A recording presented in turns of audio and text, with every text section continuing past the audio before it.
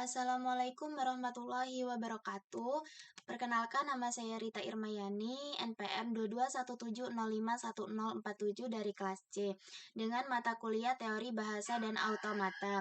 Di sini saya akan menjelaskan aturan produksi atau production rules atau suatu tata bahasa. Tata bahasa reguler. Suatu FSA menganggap suatu bahasa sebagai kumpulan string yang berawal dari suatu state menuju ke state berikutnya dan berakhir pada state tertentu. Bila dibuat dalam bentuk diagram adalah sebagai berikut. Nah, ini gambarnya. Mesin di atas dapat dinotasikan dalam ekspresi reguler. A asterik C B sterik C, B sterik.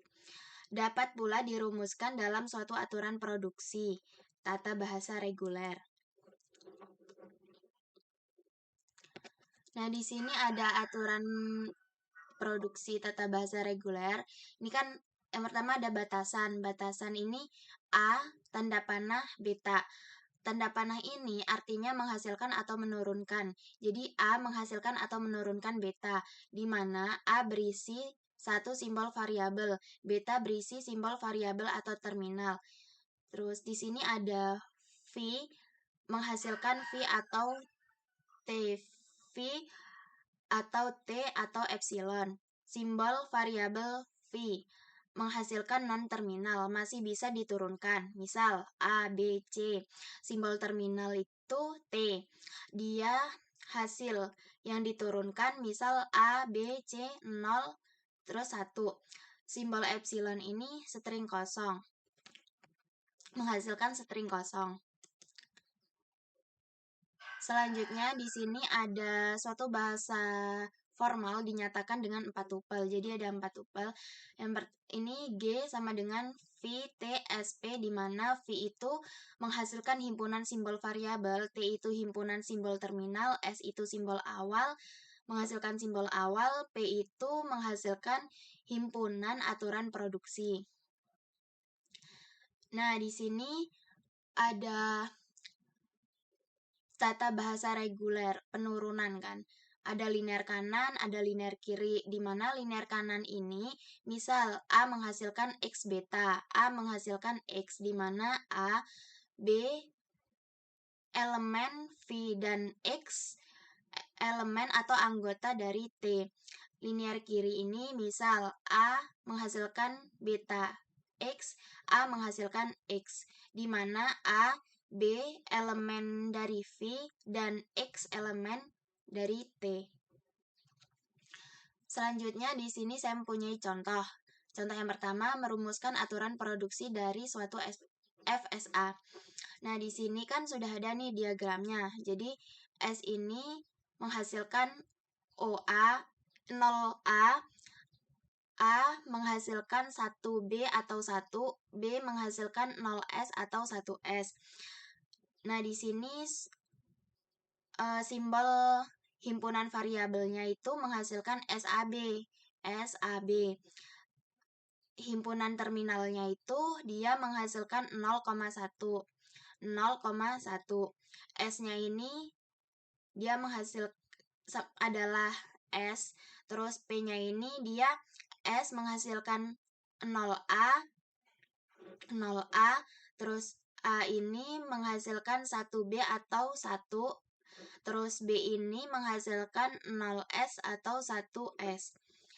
Terus di sini G1 ini dia tuh kumpulan dari semua himpunan ini tadi.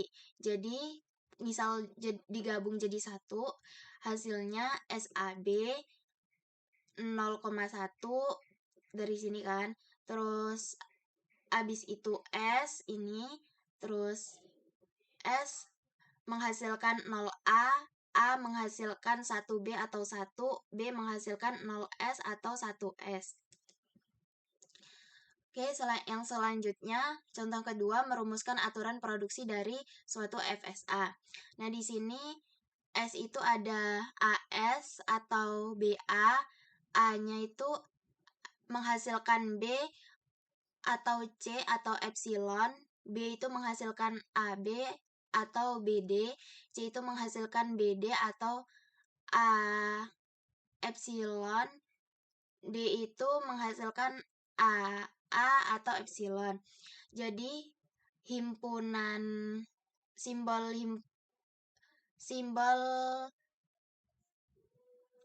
himpunan variabelnya itu dia menghasilkan SABC. SABC, terus T-nya ini AB, S-nya ini S, P-nya itu gabungan dari semua himpunan tadi. S menghasilkan AS atau BA, A menghasilkan B atau C atau epsilon, B menghasilkan AB atau BD, C menghasilkan BD atau AE, D menghasilkan AA atau epsilon.